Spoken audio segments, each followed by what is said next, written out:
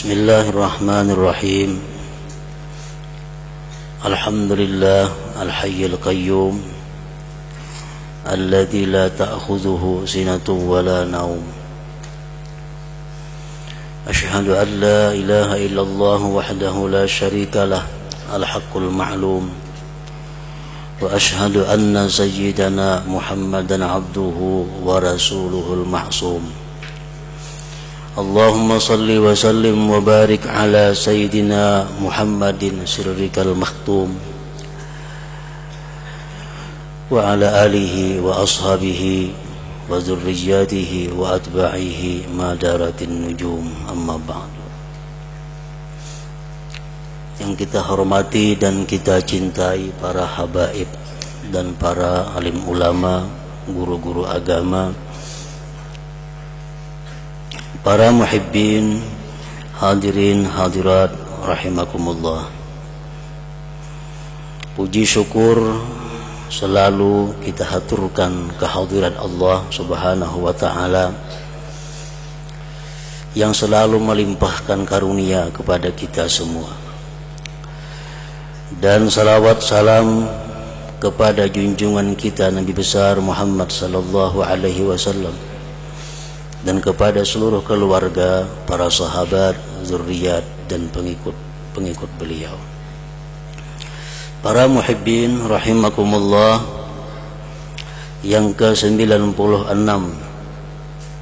dari surah-surah Al-Quran, Suratul Alaq, Makiyyatun wa ayatuha 19. Surah yang bernama Al-Alaq diturunkan di Mekah, ini surah, dan ayat-ayatnya berjumlah 19 ayat.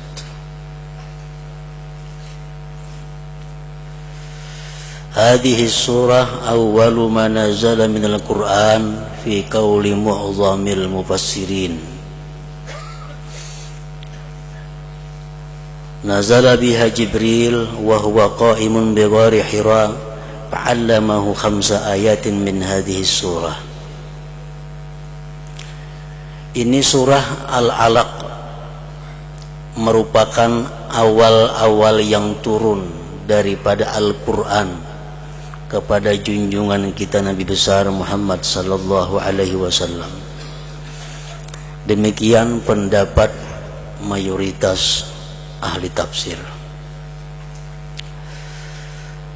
Turun dengan ayat ini oleh Jibril alaihi salam dan Nabi kita waktu itu di Gua Hira. Jibril mengajarkan kepada Nabi kita 5 ayat daripada ini surah.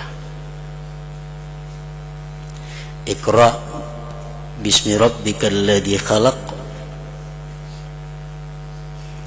khalaqal insana min 'alaq, Iqra wa rabbukal akram, alladzi 'allama bil qalam, 'allamal insana ma lam ya'lam. Itulah ayat-ayat yang pertama kali turun kepada junjungan kita sallallahu alaihi wasallam.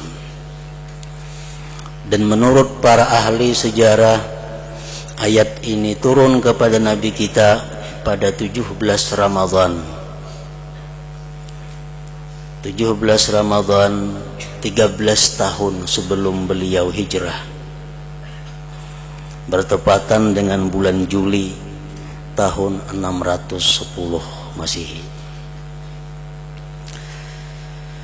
Para muhibbin rahimakumullah, disebutkan di dalam Bukhari Muslim bis sahihain tentang proses terjadinya turunnya surah ini kepada junjungan kita sallallahu alaihi wasallam. Sayyidatina Aisyah radhiyallahu anha menceritakan, awwalu ma budi'a bihi Rasulullah sallallahu alaihi wasallam minal wahyi ar-ru'ya as-sadiqah bin naum. Fakana la yara ru'ya illa ja'at mithla falakis subuh. Awal-awal dimulai dengannya Rasulullah sallallahu alaihi wasallam daripada wahyu, mimpi yang benar di dalam tidurnya. Artinya sebelum Nabi kita menerima wahyu pertama ini, beliau seringkali mendapat mimpi-mimpi yang benar. Ru'ya shadiqah bin naum.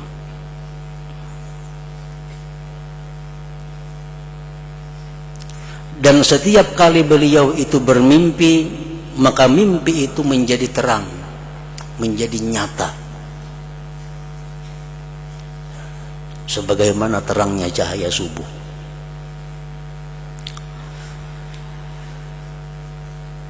Selama 6 bulan sebelum beliau menerima wahyu pertama ini, beliau selalu mendapatkan mimpi-mimpi yang benar, yang itu mimpi merupakan persiapan-persiapan beliau untuk menerima kedatangan Jibril membawa wahyu dari Allah Subhanahu wa ta'ala.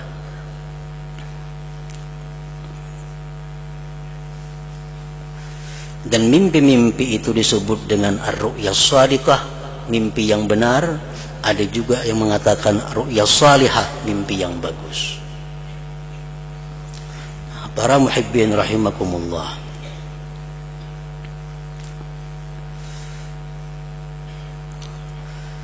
mimpi yang benar, mimpi yang bagus itu merupakan bagian dari 46 kenabian.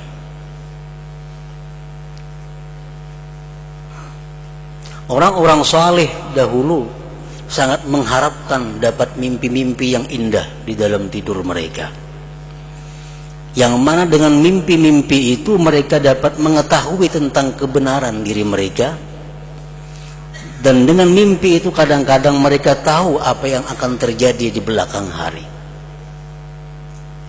Karena Rasulullah sallallahu alaihi wasallam bersabda, ar-ru'ya shadiqah min ar-rajuli salih juz'un min 46 juz'a minan nubuwah. Mimpi-mimpi yang bagus, mimpi-mimpi yang benar itu dari seorang laki-laki yang saleh adalah satu bagian daripada 46 bagian kenabian.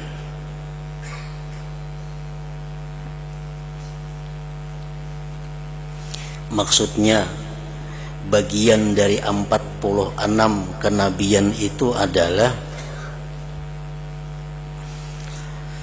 Rasulullah sallallahu alaihi wasallam menerima wahyu dengan yaqazah, dengan bangun, itu selama 23 tahun. Makkah 13 tahun, Madinah 10 tahun. Nah, 23 tahun itu dikali 12 bulan sama dengan 276 bulan. 276 bulan itu dibagi 6, 46. 6 itu adalah masa beliau menerima mimpi-mimpi, 6 bulan sebelum beliau menerima wahyu dari Allah Subhanahu wa ta'ala. Nah, jadi mimpi yang indah, yang salihah, mimpi yang shadikah itu merupakan bagian daripada kenabian. Asalkan yang bermimpi ini orangnya orang yang saleh atau perempuan yang salihah. Karena mimpi ini mau juga mendustai. Kapan mimpi itu mau mendustai kalau orang yang dimimpi ini pendusta? Mimpi itu baik, benar kalau yang bermimpi itu orangnya adalah benar. Jadi kalau setiap mimpi itu baik, kada tentu.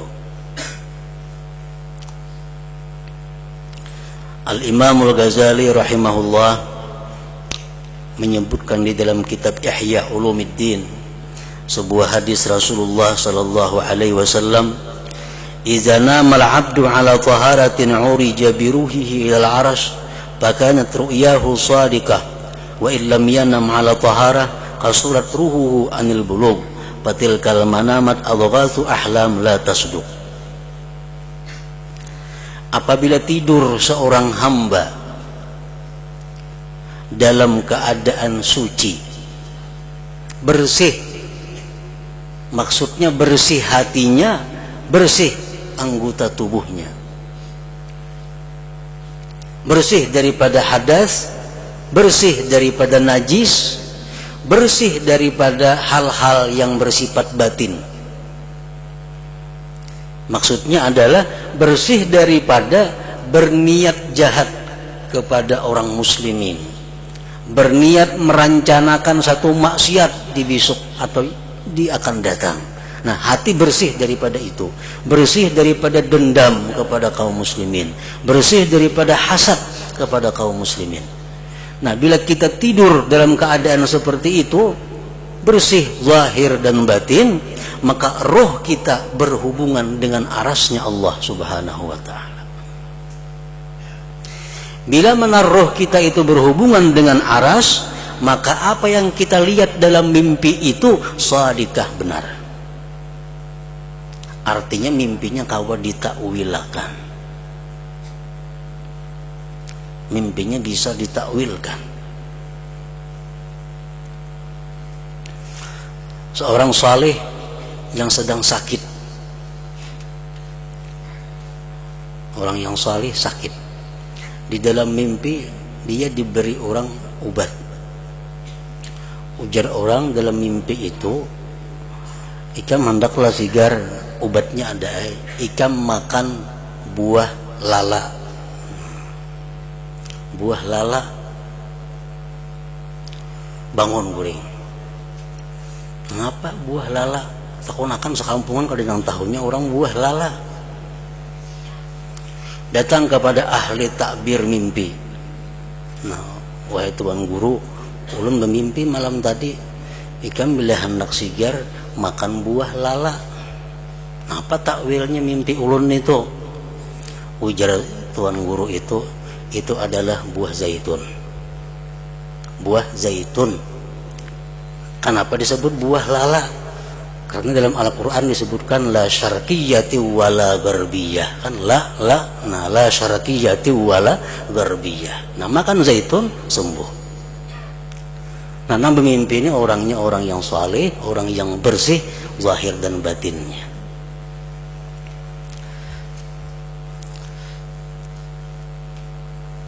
Ruhnya naik ke aras, maka mimpinya pun benar. Dan apabila dia tidur tidak atas suci zahir dan batinnya, maka ruhnya tidak bisa berhubungan dengan aras Allah. Maka andai kata dia bermimpi, maka itu hanya merupakan bunga-bunga tidur yang tidak benar. Nah, jadi Rasulullah Sallallahu Alaihi Wasallam tadi disebutkan bahwa beliau sebelum menerima wahyu Allah dimulai dengan mimpi yang benar, mimpi yang salihah di dalam tidurnya. Para muhibbin rahimakumullah. Thumma hubbiba ilaihil khala. Setelah beliau dapat mimpi yang bagus itu, beliau digemarkan berkhalwat. Nah, seringkali mendapat mimpi yang bagus, timbul dalam hati beliau keinginan untuk selalu menyendiri, untuk berzikir dan tafakkur. Fakana yakhlu bi ghari Hira, beliau berkhalwat di Guha Hira. Tinggi benar itu di Jabal Nur.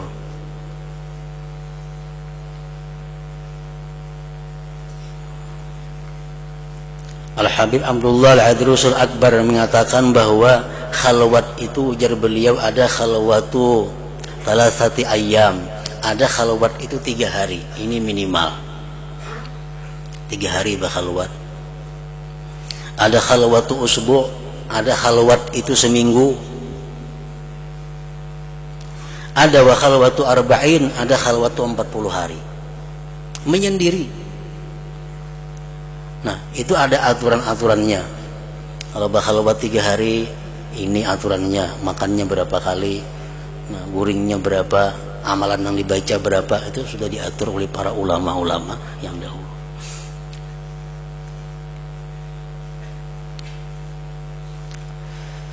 فكان يخلو بغار حراء يتحنث فيه الليالي ذوات العدد قبل أن يرجع إلى أهله ويتزود لذلك ثم يرجع إلى خديجة فيتزود لمثلها حتى فجأه الحق وهو بغار حراء.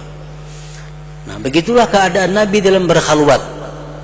Kadang-kadang beliau seminggu, kadang-kadang sebulan, kadang-kadang 40 hari di Gua Hira. Karena habis bekal, boleh ke rumah, sediakan lagi bekal oleh Ummul Mukminin Khadijatul Kubra, disediakan lagi bekal, sanggup karena berangkat lagi ke Gua Hira itu. Sampai datang wahyu kepada junjungan kita sallallahu alaihi wasallam, yaitu pada malam 17 Ramadan.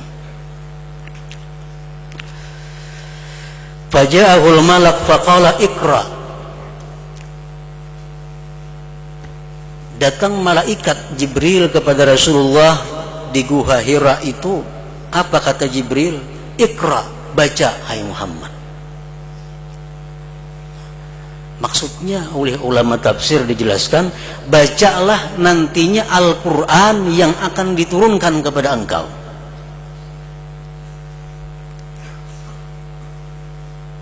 Maka Rasulullah berkata, ma ana biqari, aku tidak bisa membaca, kata Rasulullah. Qala fa akhadhani faghattani hatta balagha minni al-jahdu. Jibril tadi memegang Rasulullah dan memeluknya dengan pelukan yang sangat kuat sehingga Rasulullah hampir-hampir kehabisan napas. Summa arsalani, kemudian Jibril tadi melepaskan pelukannya. Faqala iqra, baca hai Muhammad Al-Quran yang nanti diturunkan kepada engkau. Faqultu, ku jawab pujar Nabi, ma ana biqari, aku tidak bisa membaca. Fa'akhadhani faqattani ats-tsaniyah, lalu Jibril memeluk lagi pelukan yang sangat kuat, lebih kuat dari yang pertama, hatta balagha minnil jahdu, sehingga aku susah payah. Summa arsalani, kemudian melepas lagi Jibril kepadaku.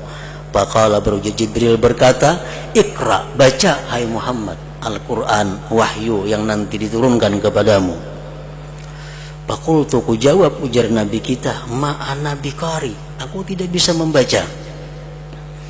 Fa'akhadhani faghattani ats-tsalitsah tsumma arsalani, datang lagi Jibril memeluk Nabi kita dengan pelukan yang sangat erat, kemudian melepas Jibril akan aku. Faqala, Jibril berkata, iqra, baca hai Muhammad, bismi rabbikal ladzi khalaq, bacalah dengan bantuan Allah, dengan kekuatan dari Allah, dengan daya upaya dari Allah, dengan pertolongan Allah yang mencipta. Kalau Icam membaca bujur kada kawa, karena engkau tidak punya daya dan upaya. Tapi kalau bacalah itu dengan pertolongan Allah, pasti bisa. Bahkan lebih daripada sekedar membaca. Iqra bismi rabbikal ladzi khalaq, bacalah hai Muhammad dengan pertolongan Allah, dengan kekuatan Allah, dengan izin Allah yang mencipta itu. Nah, para muhibbin rahimakumullah, dari ini ayat para ulama memberikan isyarat kepada kita bahwa setiap kali amal ibadah yang kita kerjakan itu hendaklah kita merasakan bahwa kita bisa beribadah itu dengan Allah. Kita bisa sembahyang dengan Allah. Kita bisa puasa dengan Allah. Kita bisa membaca Quran dengan Allah. dengan kekuatan, dengan daya, petunjuk dan taufik dari Allah. Artinya apa? Sebelum kita beribadah, maka kita mesti ingat dahulu bahwa aku ini melaksanakan ibadah ini dengan Allah, bukan dengan diriku. Iqra bismi rabbik. Kita puasa, esok hari aku puasa. Tapi kita ingat bahwa besok hari itu kita puasa dengan kekuatan Allah, dengan daya upaya Allah, bukan daya upayaku, bukan kekuatanku. Nah, apa gunanya kalau kita beribadah dengan menghadirkan hati seperti itu? Kita hendak membaca Quran, kita renungi sebentar bahwa aku akan baca Al-Quran ini dengan Allah. Aku akan baca Quran dengan daya upaya Allah. Apa yang kita dapatkan kalau kita demikian? Pertama, kita dapat aunullah, pertolongan Allah. Ibadah yang kita lakukan akan dapat pertolongan Allah. Yang kedua, yusrun minallah, dapat kemudahan daripada Allah. Mudah ibadah yang akan kita lakukan itu. Yang ketiga, ada muta'ab, tidak ada susah payah melakukan ibadah. Jadi kita kadang heran orang duduk 4 juz sekali baca Quran, ada sekian ratus rakaat orang sembahyang tiap malam. Kenapa mereka tidak payah, tidak susah? Karena mereka melakukan itu dengan Allah, dengan daya upaya kekuatan Allah, bukan sendiri. Kalau seorang 2 rakaat gin apa?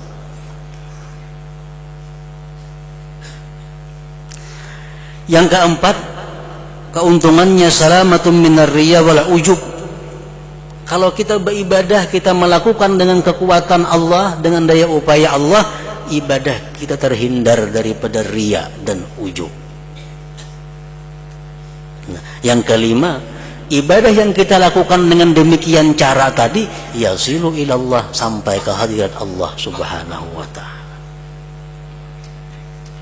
Hendak baca Quran, apalagi agak berat-berat sedikit, yang sulit-sulit, kita hadirkan dahulu hati bahwa aku baca ini dengan kekuatan dan daya upaya Allah subhanahu wa ta'ala. Saya akan dapat kemudahan daripada yang sulit tadi. Nah, Iqra bismi rabbikal ladzi khalaq. Khalaqal insana min 'alaq. Allah menciptakan manusia itu dari segumpal darah. Allah mengingatkan kepada kita bahwa manusia itu dicipta dari segumpal darah. Iqra, bacalah hai Muhammad, wahyu Allah, wa rabbukal akram, dan Tuhan kamu itu maha pemurah.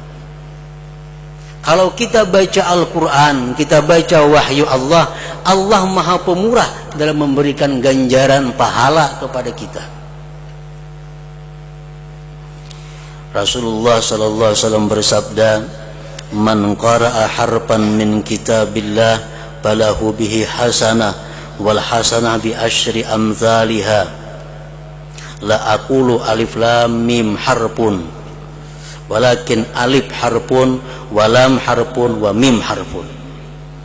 Ujar Nabi kita, siapa yang membaca satu huruf dari Al-Quran, dia dapat satu kebajikan digandakan 10. Satu huruf Al-Quran kita baca, kita dapat satu kebaikan digandakan 10. Dan aku, ujar Nabi, tidak mengata alif lam mim itu satu huruf, tetapi alif satu huruf, lam satu huruf, mim satu huruf.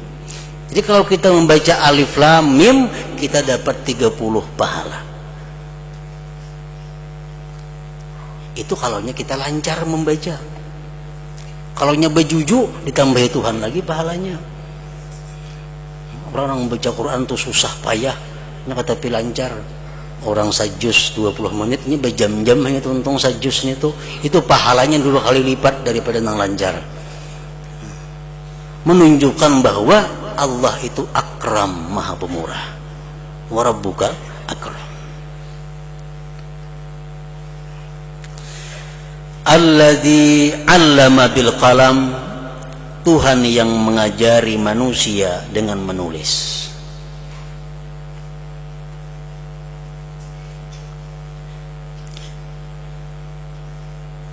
Ilmu ada 3, ada dalam hati, ada di lisan, ada di tulisan. Allamal insana ma lam ya'lam, Allah yang mengajari manusia sesuatu yang manusia itu tidak tahu. Nah, para muhibbin rahimakumullah, itulah 5 ayat dalam surat Al-Alaq ini yang menurut sebagian besar ulama tafsir merupakan ayat-ayat yang pertama turun kepada junjungan kita Nabi besar Muhammad sallallahu alaihi wasallam. Nah, kemudian selanjutnya suratul Qadar. Hadratin Nabi sallallahu alaihi wasallam. Al-Fatihah.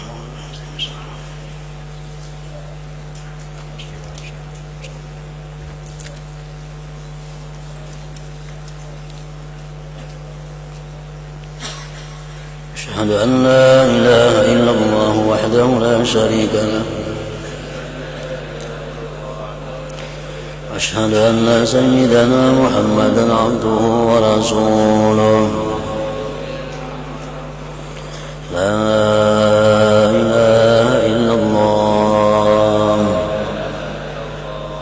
أستغفر الله لا إله إلا الله نستغفر الله لا إله إلا الله نستغفر الله لا إله إلا الله ونتوب إلى الله لا إله إلا الله محمد رسول الله صلى الله عليه وسلم فيا أيها الرجل منه شفاعة صلوا عليه وسلموا تسليما.